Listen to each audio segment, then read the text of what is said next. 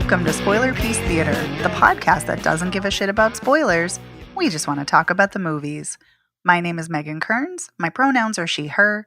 I write film reviews for Edge Media Network. I'm a co-host of the Slashers podcast, a member of the Boston Online Film Critics Association, and a member of Gallica, the Society of LGBTQ Entertainment Critics. My name is Dave Riedel. I write about movies and stuff, and my pronouns are he, him, and I've forgotten how the intro goes, but, you know, I'm a member of the Boston Online Film Critics Association as well. Yes, that's true. My name is Evan Crean. My pronouns are he, him, co-chair of the Boston Online Film Critics Association, co-author of your 80s Movie Guide to Better Living, and co-host of the It's the Pictures podcast. Yes, indeed. Yeah! Sounds like you were going to break out into an 80s I went hair metal on that. Yeah. Yeah, I threw a little Axl Rose in there at the end. I was catching that. Yeah. Please. Never mad. Uh-oh, don't make me move on to the 90s. We were already talking about this off mic. No, stay in the 80s. Okay. It was like Guns N' Roses was like 89, so they still count in the 80s, even though most of their stuff is in the 90s. But anyway. Yeah, we were talking about some bad to me 90s songs off mic. I mean, it's a bad song, but... Well, there were like three, but yes. the one in particular that is stuck in your head, which I'm not going to tell you what it is, listeners, but it has something to do with separation. See, and keeping I actually like that song. I don't like that song at all. I do. Not a big fan of The Offspring. No, I'm not either, actually. But that song I do like. I don't like it enough to have it earworm its way into my brain. Okay. But I digress. So, in addition to music opinions, we talk about movies here. And before we get into this week's show and the movies that we saw and are going to talk about, we want to tell you about our Patreon. We do a bonus episode every single week. And this week, we talked about the courtroom thriller Jagged Edge from 1985, starring Glenn Close and Jeff Bridges. And we had a spicy conversation because it is a weird, sleazy movie. And we had a fun time talking about it. So go check it out if you're a patron. And if you're not, maybe consider joining. And we want to give a huge thank you to our sponsor piece patron, Heather Sachs. Heather, thank you so much. Thank you, Heather.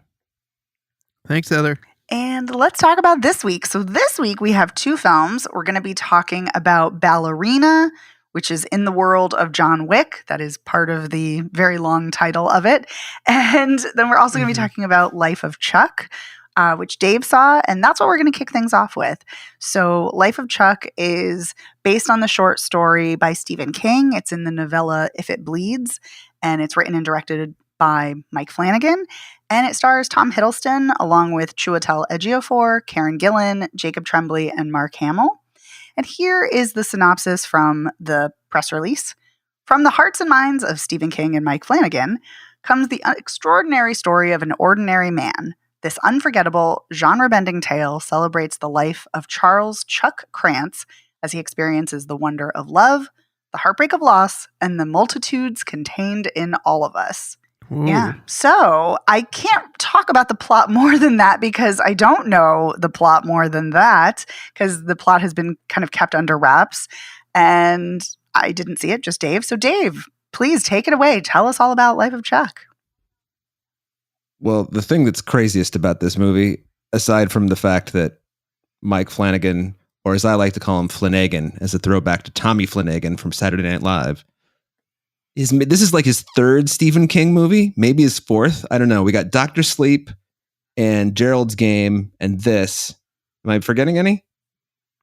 It's like he's the Mick Garris of the 20s, you know? Yeah, I don't know. Yeah, he does a lot of Stephen King and a lot of horror in general, but yes. Yes, I know he's like Hush and he's the Good Weege and, you know. Midnight Mass and Oculus, which I think Karen Gillan is in, right? Hill House, right? Yeah. And I'm just going to go ahead and say this for all the Stephen King people out there who love movies based on Stephen King novellas that are not horror movies. Stephen King's not as good a non-horror writer as you think he is. I'm just, The Shawshank Redemption is a shitty story, and Oh, it's a God. shitty movie. It fucking sucks. Hard I hate it. disagree. I love that Yeah. movie. I mean, I can't comment the story, but I did like the movie. I read the short story of The Shawshank Redemption, and I do like it. I think the thing that I think about Stephen King when he's not writing horror is I think he becomes very maudlin very easily. And Okay, that's fair. That's fair. everything is like nostalgia, but with extra sadness, which turns it maudlin. So that being said, I think The Life of Chuck is fine. It's relatively affecting, but Okay. I think that, the whole I contain multitudes, like they really stretch the Walt Whitman-ness of that. Mhm. And in case you didn't know that was Walt Whitman, they tell you it's Walt Whitman. they tell you right up front. Well, that's good, I suppose. And it does have what I think, I mean, it's kind of, the story is a Benjamin Button kind of, Memento kind of thing. It's, Chuck's story in the novella, I didn't read it, but I just read about it, is told in 3 parts, and it's told backwards. Part 3 is the end of his life. Part 2 is when he's in his, mid-30s or something like that. And then part 1 is when he's a child, but it tells them, from his death, and then it goes to the middle, and then it goes to his childhood. But the thing that's funny is I also can't wrap my head around the fact that Tom Hiddleston's name is first on the poster, but I'm pretty sure Chiwetel Ejiofor and Karen Gillan are in it more than he is. Oh, interesting. So, I mean, Chuck the character is in each story, but he's only played by Tom Hiddleston in the second one. Mm-hmm. And so the movie opens up and you're in this unnamed, American city. And Chiwetel Ejiofor is a school teacher, and the kids are sort of paying attention, but they're sort of not. And they're talking about Walt Whitman. And then like the internet goes out, and then you find out that the internet went out once before for like 4 months, and then it came back, and like streetlights aren't working, or I should say, traffic signals aren't working, and there's car accidents everywhere, and California's falling into the sea, and like Ohio's on fire, and like France is underwater, and it's like, what the fuck is going on? And then Matthew Lillard shows up, and he's like, that's right. Yeah, like it's just crazy. He's like, everything's just like falling apart in 14 months. He's like, and I know that like climate change was bad. He's like, I didn't think it was that bad. Like, what is this? And all the time, like you see, while this is going on, every time like Chiwetel Ejiofor like walks outside, he sees a sign that says, "Thank you, Chuck, for your 39 years of service," or whatever. And it's like Tom Hiddleston's, picture on a billboard, and he's holding a cup of coffee and whatever. And as time goes on in this story and the world starts like falling apart more, like, people can't go to work anymore because there's like a sinkhole in the middle of this town they live in. So nobody like in every, it's one of those towns where, you commute pretty far away from wherever your office is. So people stop going to work. And Chiwetel is like walking through town, and he meets this guy who's like a funeral home owner, and they walk to this neighborhood, and Chiwetel is going to see Karen Gillan, who's his ex-wife, but they've remained friends. And she's a doctor or a nurse. I'm not quite sure which one it is. And then the doctor from iZombie is also a doctor there. And and he's transferring the patients out to different hospitals because their equipment's failing. And then one day, like, they go into work, and all of the heart monitors are like at 75 beats per minute, and they're all beating at the same time, but there's nobody attached to them. And they're like, this is weird. And then it cuts to Chiwetel going to her neighborhood, and they're sitting out in the front lawn, like looking at like the stars. And she's like, and there's the North Star. And then the North Star goes out, and then you see like Chuck's face is in like everybody's window.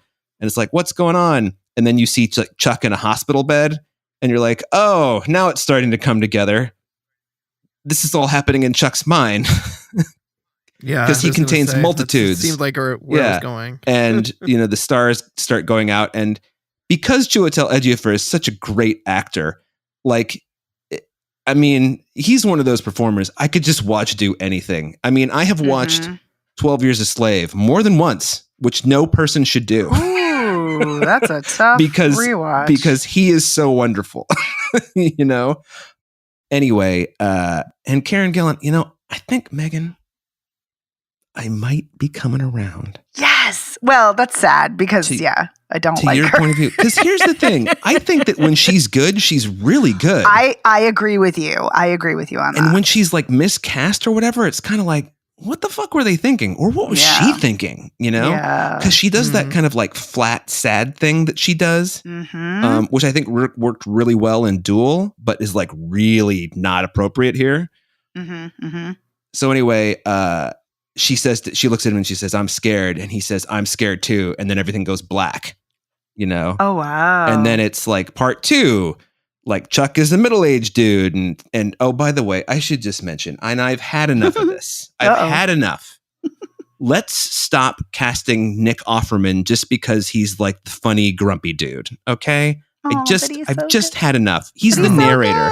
So I don't care how good he is. I just, I think that when you are doing voiceovers in movies that are like an outside person, okay, somebody who's not in the story.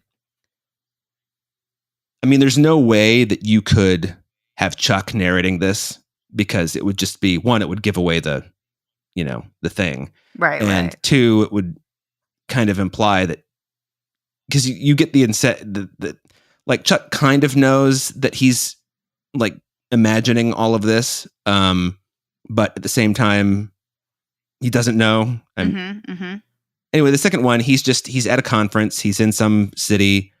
And he's walking down the street and there's this woman busking, playing drums, and she's really good. And he just like starts dancing to the drums, and then there's like a really attractive redhead, and redheads, as you know, can be very attractive. And he like pulls her out of the crowd and like does like a dance with her. And then everyone's watching, and then the busker makes a lot of money. And like when they're done dancing, the busker's like, okay, so we're done today, folks. And everyone's like, oh, and she's like, I've learned one thing. It's quit while you're ahead, or whatever the fuck people say. And so they all talk a little bit, and Chuck's like a accountant or something. I don't know what the fuck he does. He does something boring where he wears a suit. And it's like, and Chuck didn't know it at this time, but he has 8 months to live because he's about to be diagnosed with brain cancer or something like that. Oh, God. And then I was thinking to myself, well, if it wasn't clear what was going on in the last story, now it's clear. Right. Chuck's mind is deteriorating. So is all of the multitudes, etc. And then in the last one, he's a child, and he's Jacob. I think he's Jacob Tremblay. I'm not sure. Yeah. And he's like a kid who's fascinated with dancing because he lives with his grandparents because his parents died in a car accident. When he was like 7, he's like, and Nick Offerman's like, and for 3 years, the house was very sad. And then one day he came home from school and his grandmother was making dinner in the kitchen and listening to Kajagoogoo or whatever she was listening to. I'm sorry, but I cannot get over that your Nick Offerman impression sounds so much like Walter Cronkite. Yeah. Well, that's what it is. It's like, you gotta.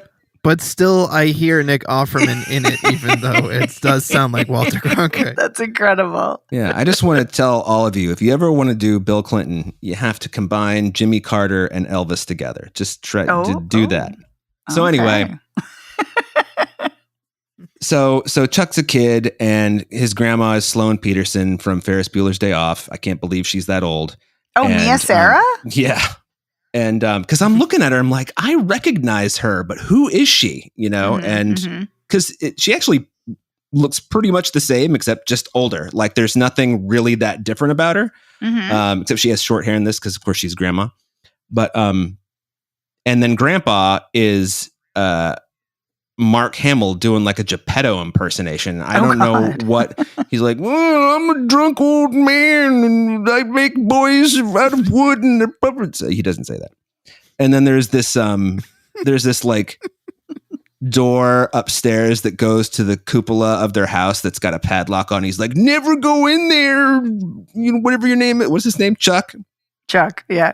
And then one day he's like, ghosts are in there, and Chuck's like, Grandma, what the fuck is Grandpa talking about? I know he's an old drunk, but what the shit? And what the shit? Yeah. And she's like, well, your grandfather says that, you remember the Johnson boy who was hit by that car last summer, and then so-and-so who like had a heart attack in the middle of wherever. Like Grandpa says he saw those things before they happened. And then, one day Grandpa's drunk and asleep, and he's an accountant, by the way, and everything is math. And so that's a direct quote. Chuck steals the keys and goes up and like unlocks the door, and Mark Hamill's there, and he's like, "Don't use the force, get away from the door." And then he like looks in the room and he sees something that horrifies him, and he closes the door. And it turns out you just like see the future when you go into this cupola. So like later at the end of the movie, like Chuck goes in there as a kid and he sees himself lying in the hospital bed. And then he goes, "I contain multitudes." And then he leaves. And then that Irish like song for the dead starts playing. I can't remember the name of it. Something about, it's not Glass Onion because it's a Beatles song, but Finnegan's Wake. No, I don't know. no, it's I can't remember the song. Anyway, the whole thing is Parting Glass. That's it. I mean, it's very well done. It's well acted, and except for Mark Hamill, who I think is just like it's like he's at Overactors Anonymous, but he hasn't gotten sober yet. So yeah. There's another Chuck's whole life is about like dancing, but then he becomes an accountant because he wants to like not be poor, I guess. I can't remember. And so I don't know, it's fine. Everybody's very good. It's very cute, but I feel the way about a lot of the Stephen King. I kind of feel this way about Stand By Me. It's kind of like, well, it's kind of like cute and nostalgic, but I don't really see anything revelatory in here. Wait, you know Stand By Me was cute? What's his face from Star Trek and River Phoenix are pretty cute, even though they do carry guns and like use the word fuck and things like that, and they're going to see a dead body. Right. No, I just feel that's a really morbid, sad story. So that's I've never heard anyone call it cute. So it's just like, it's very much reframing it. It's interesting. I'm just not enamored of Stephen King's non-horror work, and I'm not enamored of a lot of his horror work. But and I just want to mention while we're talking about Mike Flanagan that he directed the nastiest child death I've ever seen in a movie in Dr. Sleep. That is fucking horrifying, which I know it's supposed to be, but it's too much even for what it's trying to do. So anyway, did you see that one, Megan? I can't remember. I did not, no. Oh, yeah. I need to. It's been on my list for a long time.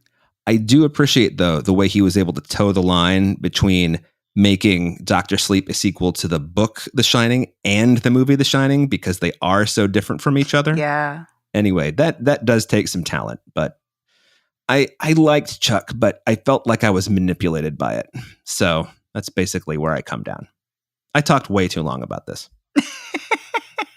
No, you are raising something really interesting, though, about there are times that I feel like I'm emotionally manipulated by a film, and then I'm like, but wait, isn't that kind of the point? But then I'm like, no, it's not anyway. So yeah, so I'm glad you said that, because it's an interesting thing to suss out. Yeah, I think the difference is, I think maybe what you're getting at is we're manipulated by things, and yes, isn't that the point? But this is designed to manipulate. Right. Whereas other things like just do that by... Right. Kind of like taking you on a journey and letting you figure it out, or letting you feel however you feel. Yeah, yeah. This is the thing that has always bothered me about Spielberg, particularly his early movies with the fucking John Williams-ness. I just love that Steven Spielberg's getting stray shots here. But that's what I mean by the manipulation. I feel like there's so much heavy lifting in those movies by things that aren't the story. And I feel like that's kind of how this is with its like weird special effects. And when I say Mark Hamill is playing Geppetto, I mean from the 1940 Disney movie. When you watch this movie, I am telling you, you will never be able to not think about Geppetto. Listen, I love that Geppetto, so I'm here for it. Yeah. Other Geppettos, maybe not, but that one I do love. It did take me a few moments, though, to Mark Hamill's credit, to realize that it was Mark Hamill. So, that's cool. Yeah. He is quite the chameleon, so. And he's got that voice that he can do anything with, so why not do something with it, So, I don't know. Some interesting choices in this movie. All right. Well, that was I felt like I was on a roller coaster. I don't know about you, Evan. I was manipulating you. I'm sorry. No. Oh, yes. No, it just felt like it was like, oh, this sounds great. Oh no, this sounds terrible. Oh no, this sounds all right. Like, you know, that's the thing that's funny is that, like, I'm not disappointed with it. I don't think it's bad. I don't feel like, fuck you, Mike Flanagan. I don't feel it's just like, you know. Yeah, that's fair. That's fair. It sounds meh. Maybe. But I contain multitudes, and so don't does we all? Chuck. So oh my God. The word multitudes. I've heard it so many times already. So many. All right. Well, Life of Chuck is going to be in select theaters Friday, June 6th, and it's going to open wide June 13th. So let's move on to our next film that all three of us saw, Ballerina in the World of John Wick. And this is the spin-off of John Wick, but it also takes place during Chapter 3, Parabellum. And it's directed by Len Weissman. It's written by Shay Hatton, and it stars Ana de Armas and co-stars Angelica Houston, Gabriel Byrne, Lance Reddick, Norman Reedus, Ian McShane, and spoiler alert, Keanu Reeves, which is not really a spoiler because he's on the poster. So, right. But yes. And Catalina Sandino Moreno, isn't it too? So let me give you the synopsis that is from the press release. Taking place during the events of John Wick 3, like I just said, the film follows Eve Maccaro, played by Ana de Armas, who is beginning her training in the assassin traditions of the Ruska Roma. So in the third John Wick, if you remember, there is a ballerina that John Wick sees when he goes to see Angelica Houston, and you don't really see her face, but they keep focusing on her as if she's going to be important, and she's not in that movie, but that's because she's in this movie, and that is Eve, Ana de Armas, and this movie opens with Eve as a child, and she's covered in blood, and she's holding a ballerina who spins like a music box that's playing Tchaikovsky's music from Swan Lake. And then we flash back slightly to her with her father, and they're dancing, and it's sunny, and isn't it a beautiful time? Yay! Until it's not, and people come to his house and murder him. And Gabriel Byrne is the guy who essentially murders him. And he wants to take her, Eve, as a child. And he's really pissed off that her father had taken her away from his community. And so she's on the run, and then Ian McShane goes to see her, and he's like, hey, I can't bring back your father, but I can bring you to a place for you to grow up. And he brings her to Angelica Houston, who is the director of the Ruska Roma, where they're ballerina assassins. I don't know why that always makes me giggle, but it does. Yeah, and so she is training as a child because she's already a dancer. So she's trained as a child to dance as a ballerina. And then we fast forward, and then she's in her 20s, and it's Ana de Armas, and she's undergoing extensive training, dance training, where she has to keep doing pirouette after pirouette after pirouette, and she keeps falling, and she's bloody, and she's gross. And then we see her doing guns, and she's at the range. And then we see her doing like hand-to-hand combat sparring. Yes.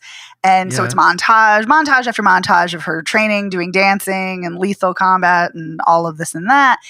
And then finally she goes on her first mission, and then she is an assassin. We fast forward again, and she's an assassin. Oh, and I forgot, she also crosses paths with John Wick, and he's like, you can leave this life. You don't need to keep doing this. And she's like, no, I need to. And he's like, and he's basically trying to impart on her, like, get the fuck out. This is not the life. I don't recommend anybody do this work. Yeah. And she's convinced because she has a mission, because she wants to get revenge for her father's death. She wants to murder Gabriel Byrne. And so when she finally gets some information about where he might be, she decides to go rogue, even though Angelica Houston tells her, we have a truce. between that group, which everyone in the movie keeps calling a cult, and they don't let people leave. And so even though she's like, don't go after him, don't go after any of them because we have a truce.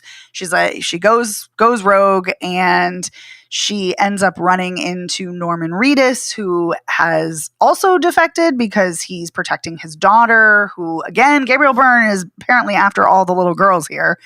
And which is very weird. I didn't even think about that. Yeah, it's so weird. But yeah, and so Norman Reedus is trying to protect her, and so they kind of briefly team up, and then he gets injured, and so then Eve gets overpowered and kidnapped, but then she gets free, and then basically she decides to go on a one-woman rampage to take down Gabriel Byrne and the members of his cult, and she goes to this town, but then they call in, Gabriel Byrne calls Angelica Houston, and he's like, hey, we have this huge problem here, you need to take care of your person, and she's like, she's gone rogue, she's not my problem, and he's like, well, too fucking bad, she's still your problem, if she, causes damage, if she kills anybody, it's going to be on you. And she's like, okay, I'll make a call, I'll get somebody to handle it.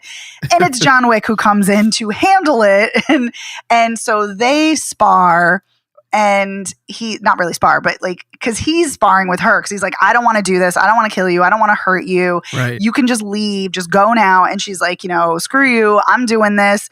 And then they make a deal, and it's like 30 minutes to midnight. And he's like, okay, if you kill him before midnight, I'll let you go. But if he's still alive in 30 minutes, I got to kill you. And she's like, okay, that's fair.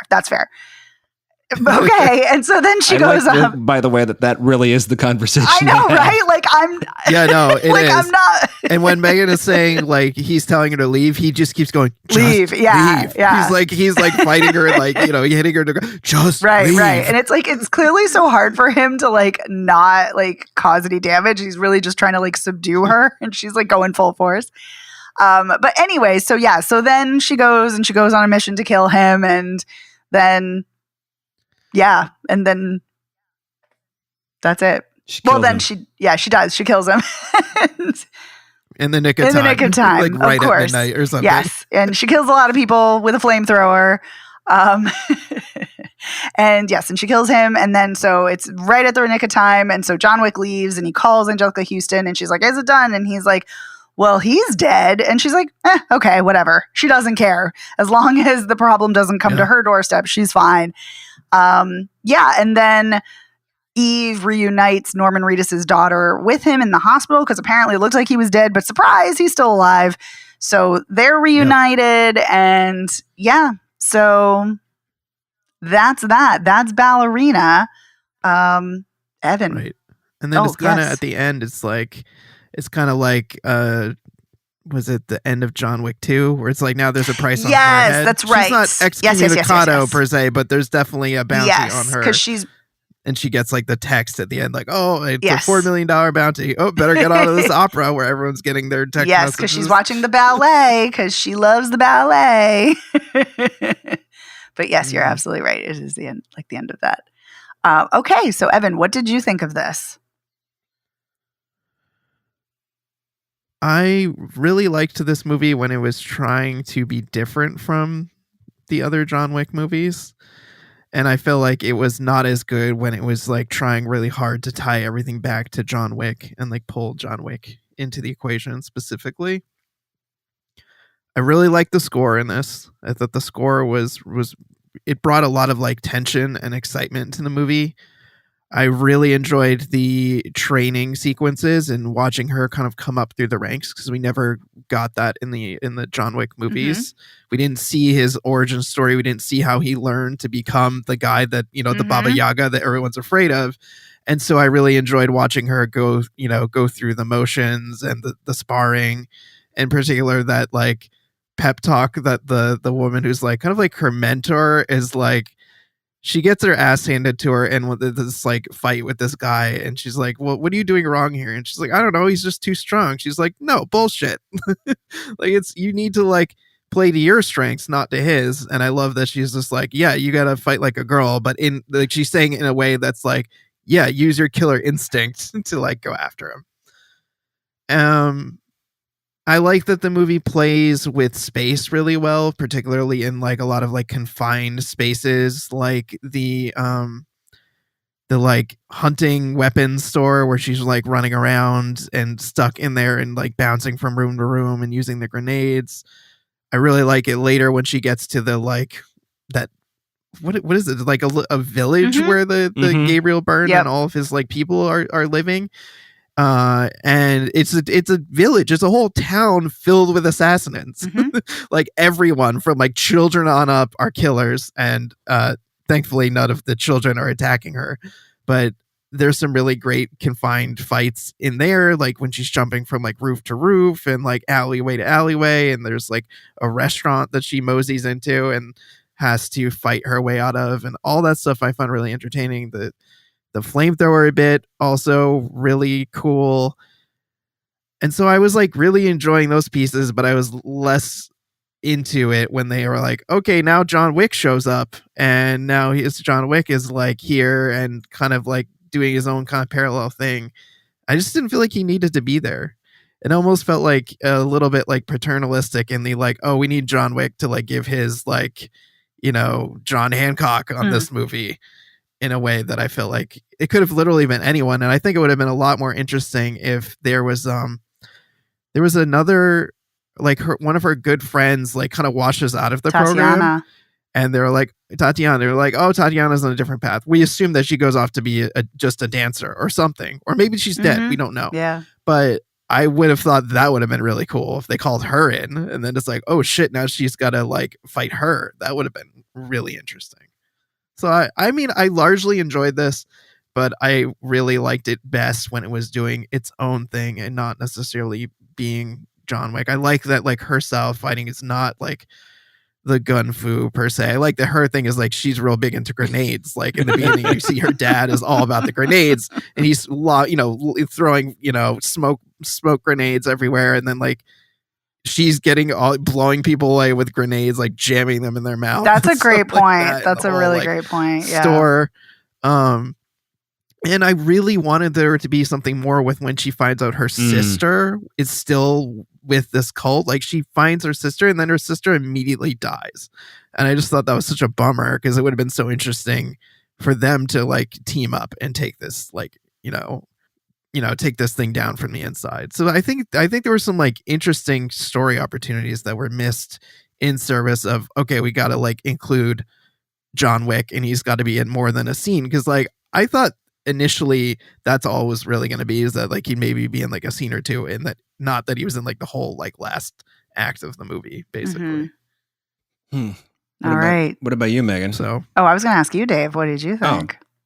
I think I feel about it very similarly to how Evan feels. I feel like when it was doing its own thing, it was a lot better. I loved the grenade play, especially the one where she threw it at that guy and then wrapped the grenade bag around his neck and then turned the table over so she was on the non-grenade side. Right, to protect herself, yeah. Yeah, I was like, that's pretty cool. Yeah, some good stunt work and some good, fighting, et cetera, et cetera. I would have preferred if after she met her sister, because her sister like goes rogue and kills one of Gabriel Byrne's henchmen, and then they go and they have their talk, and then she immediately gets killed. I think what would have been cool is if they team up and do all the killing, and then Ballerina has to kill her because she's like, now we can run this town and we can be evil like dad. And she's like, no, you can't do that. And she has to kill her sister. That'd be awesome. But instead, you've also got these plot threads that I either was sleeping through, or, that they go to pains. Angelica Houston goes to pains to be like, the people with the X's on their wrists are like fucking weird, and it's cult, and we have a truce with them, and we don't fuck with them.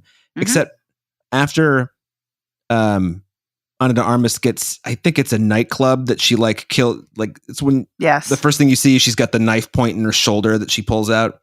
She picks up all of her knives and she leaves. And there's no indication that those are the cult people that she's been killing. But then one tries to run her over and then shoot her. And that's how she gets clued in. Like, where does that fucking come from? Just like these dudes out of nowhere. It's like, hey, we've got this technology that we've never mentioned before in this movie that we can read your mind, Ana de Armas. And we know that you're going to find Norman Reedus and get fucked, like get all twisted up with that. And like, where does this come from? How does this happen? I mean, the thing that I was guessing is that, and you're right, we don't know for sure, but I was guessing that he's been looking for her. Like, I mean, that's kind of amazing that he would find that point. Yeah, and I mean, and that could Yeah. just be me piecing things together that don't deserve to be pieced together. So Yeah, I almost thought it was just wrong place, wrong time kind of situation. Like they were showing up, like maybe it was a competing contract on the same people, and they were showing up as she was getting away, and that's how they ended up.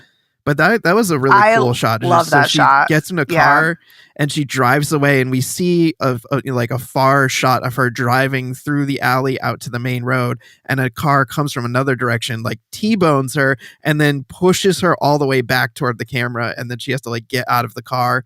While the driver's like shooting at her and like roll out of the car as it's like facing the camera. That was what I love about that is that it's, we see in so many films somebody get hit from the side, and usually the camera is in the passenger seat and you're looking at the driver. So it's like the car is like hitting, like coming towards you as well, or towards the camera and you as the audience. But what I love about that is it looks like it's going to be a transition shot. Like, the camera's like way up high and it looks like we're going to, switch to something else. So it's like everything's in the clear. And then it's like, oh no shit, you're not safe. You're never safe. And so that was a really great shot and great execution of that.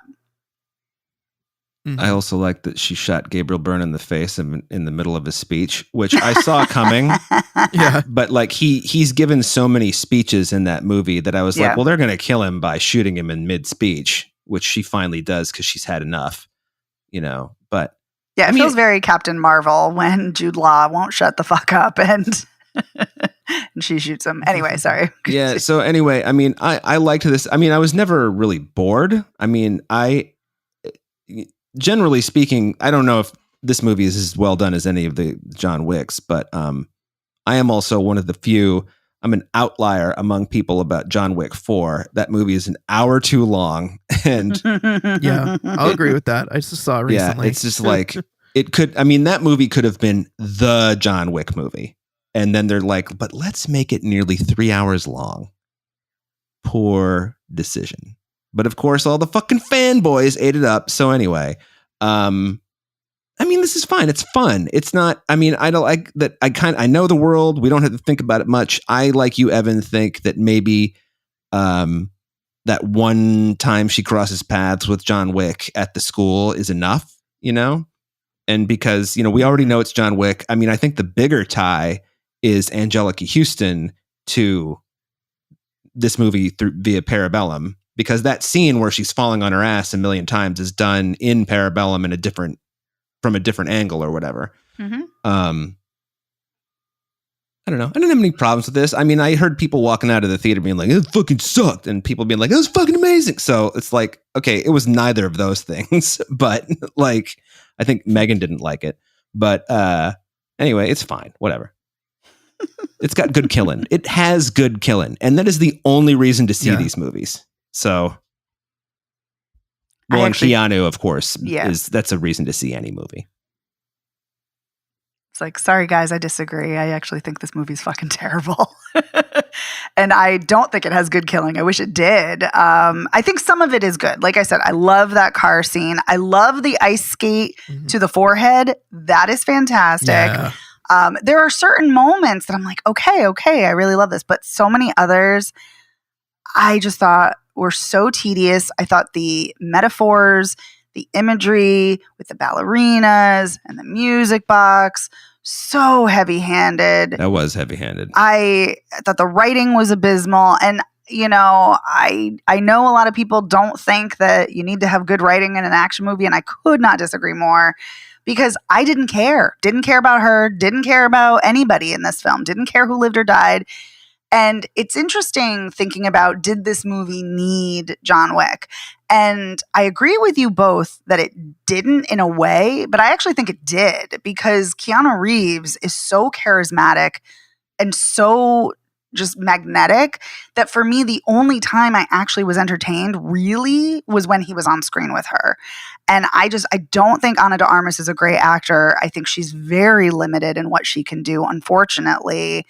I agree with that. Thank you. 100%. I was like, I feel so Like, bad. I'm not a fan of hers. I don't think she's good. I thought she was fine in this, but that's because it was like, it's very action heavy and there's not a lot of dialogue.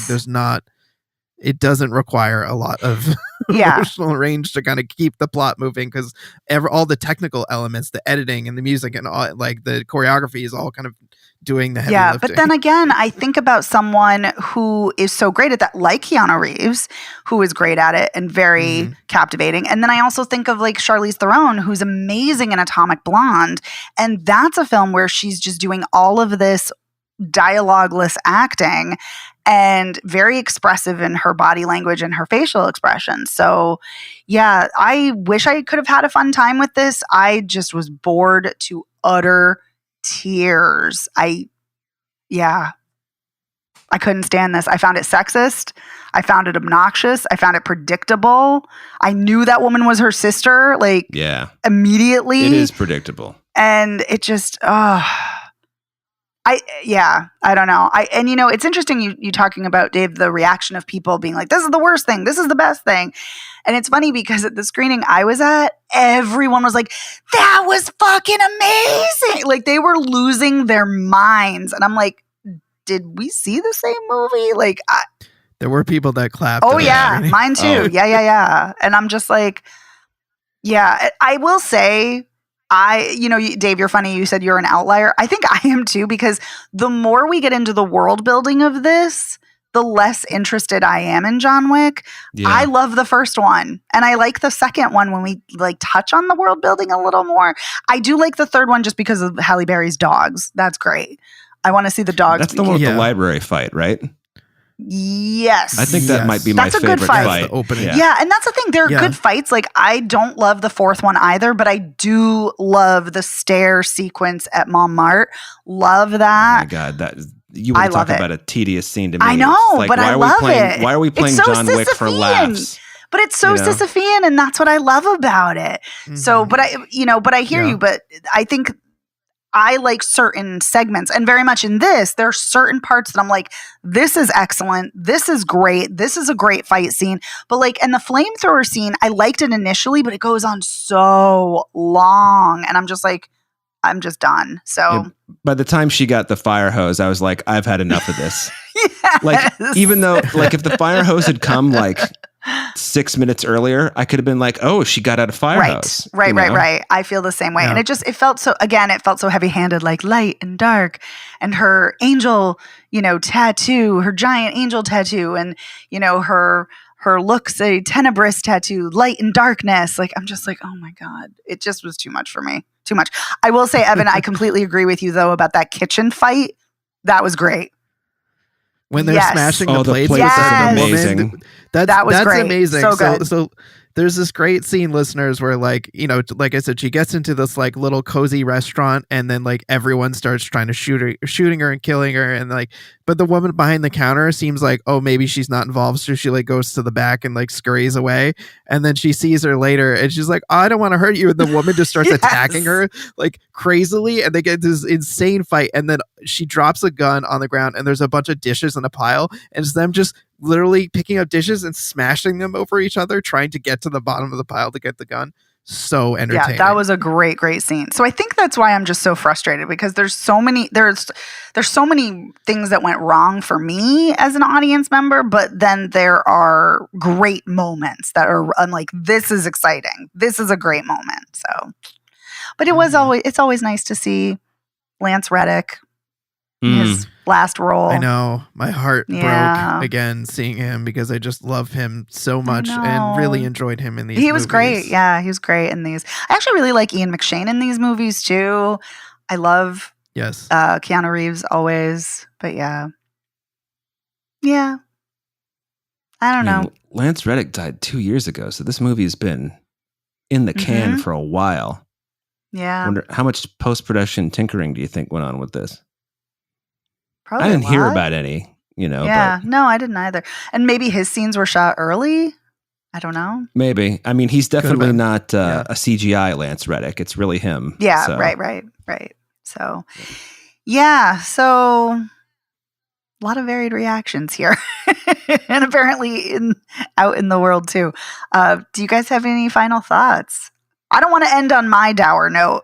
I would love for one of you to. It's fun. I feel like this is definitely one of those movies. It's like it's so all over the place. Yeah, I'm tickled enough by the things that I did like to more or less overlook the things that I don't. So I think that's why maybe I liked it a lot more than you, Megan, but maybe not as much as you, Evan. So, Yeah. Yeah, the variations for sure. Yeah. What was I going to say? Oh, the whole fire hose versus the flamethrower thing. We were joking outside the movie after that. It felt very much like a scene from Dragon Ball Z where the characters were pushing energy beams at each other and trying to see which one was going to win. So that definitely entertained me for sure. that's funny. They did that on MythBusters. Yeah. Oh, did they? Yeah. If like water, like a fire hose, would put out a flamethrower, what was the verdict? it would not. I kind of figured that, but Okay. Yeah. Probably wouldn't come fast enough, right? The water. Wouldn't be fast Yeah, the enough to, water subdue the has to flames. be way colder, and it has to, I guess, hit the flame before it comes out or something like that. Like, yeah, it wouldn't do what it's doing, I guess. Okay. Yeah. Anyway. But this is, I will say, this is an alternate world. It's not it's not even set in technically our world. It's a heightened world, Lars. So who knows? Maybe the laws of physics are different there. Who knows? The laws of physics cease Yeah. to exist on their stove. I mean, it looked cool. I will give it that. And I like that you said it was kind of like a Dragon Ball Z thing. That's cool too. Yeah. All right. Well, Ballerina is in theaters today, Friday. I almost said January 6th. Oh, God. June 6th. So let's do a quick recap. Dave, would you recommend The Life of Chuck? I wouldn't not recommend it, but I would recommend okay. excising Nick Offerman's voiceover. Did you like Nick Offerman's voiceover at the Academy Awards? I didn't watch the Academy Awards this Okay, year. that's fair. He was the announcer, so I was curious. Yeah, there are a lot of things about me as a movie critic that maybe I should, not tell people. Like, I didn't watch the Academy Awards, but I don't know. yeah. I don't think that's a bad thing per se, Yeah. but I think The Life of Chuck is going to work for you, depending on, honestly, I mean, I was kind of criticizing Stephen King's like non-horror writing earlier, but what I will say about him is, even in his non-horror writing, nobody else writes like he does. So if you're into his thing, then yes, it's for you. And if you like Chiwetel, absolutely. he is great. Oh, he's so wonderful. Yeah. All right, and let's see. Would you guys recommend Ballerina? I would not, but would you guys? Yeah, I think for the so. good killing. I mean, if you're into killing, Yeah. like my uncle, then I would recommend it. So good killing. Good killing. Like, yeah, Puss in Boots likes good leche. We like good killing. Oh, Puss in Boots is such a cute movie. Anyway, very sweet. All right. Well, we want to give a huge thank you to our editor, Otto Clamor. Otto, thank you so much for making us sound great week after week. Otto. Thanks, Otto. You can find Spoiler Piece Theater anywhere you get podcasts. You can also check us out at our website, spoilerpiece.com. You can also find us all over the place on social media. We're at Spoiler Piece on Facebook, Twitter, Instagram, Threads, Blue Sky, Letterboxd, all over the place. Come follow us. Come say hello. You can also reach out to us by emailing us, spoilerpiece@gmail.com, or you can give us a call at 862-21-PEACE. Leave us a voicemail message, text us. Let us know, which of these are you excited about? Are you excited about both of them? What do you think after you've seen them? Did you like them? How did you feel? Did you have issues? Were you tired of the ballerina music box scene? Anyway, but I digress. Yeah, let us know. We love hearing from you. And if you really like the show, please consider rating and reviewing us. That helps us out a lot. You can go to ratethispodcast.com/spoilerpiece. It will take you to your preferred platform of choice, or you can rate us directly on Apple Podcasts or Spotify. If you really like the show, you can be, if you're not already, you can become a member of our Patreon for $5 a month. You get access to weekly bonus episodes and you get to vote in monthly polls. This week's bonus episode was, we talked about Jagged Edge, and we had a really fun time talking about that. And you also get access to our back catalog of hundreds of bonus episodes. And if you like the show, but maybe Patreon isn't for you, you can always check out our merch. You can go to our TeePublic store via our website, and you can get all kinds of goodies like t-shirts, hoodies, tote bags, mugs, magnets, you name it, and you can probably get it there with our very snazzy logo, which is super fun. And you get to show off to everybody that you're a cool cinephile who listens to cool movie podcasts like ours. So that's always a fun time. Yeah. And I think that's it. So thank you so much for listening. My name is Megan Kearns. I write for Edge Media Network. I'm a member. I co-host the Slashers podcast. I'm a member of the Boston Online Film Critics Association and a member of Gallica. You can follow me on Blue Sky and Twitter at OpinionS World, or on Instagram and Letterboxd at The OpinionS. My name is Dave Riedel. Whoa, wow. My voice just totally cracked and everything there, but low. I'm going through the opposite of puberty, I guess. My name is Dave Riedel. I'm a member of the Boston Online Film Critics Association. You can follow me on Instagram, Letterboxd, Threads, and Blue Sky as either Dave Sees Movies or David Riedel. You figure it out. Sorry. That's amazing. Nice. I like that. Some interactive elements with listeners. You figure out what Dave's handle is. You go searching for him. My name is Evan Crean, co-chair of the Boston Online Film Critics Association, co-author of Your 80s Movie Guide to Better Living, and co-host of the It's the Pictures podcast. You can follow me on social media as Real Recon, and that's real as in film reel. Thanks so much, and we'll see you next time. Thanks, everyone. Bye.